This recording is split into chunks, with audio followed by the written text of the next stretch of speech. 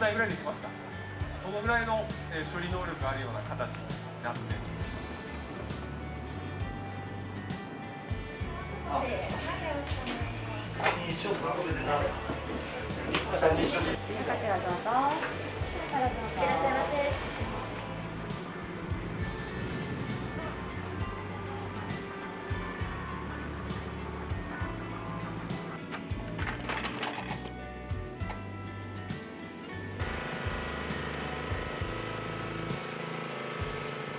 だからそういうところで少し軽いので。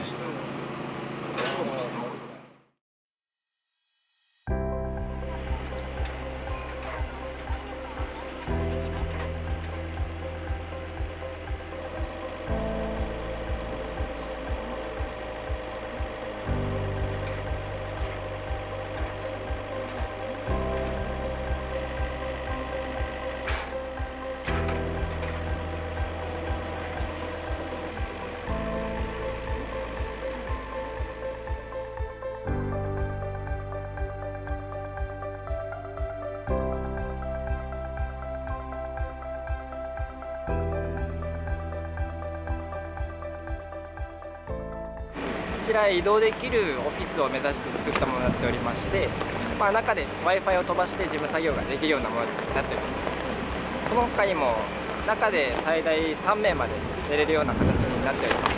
結構広々空間が売りの商品になっておりま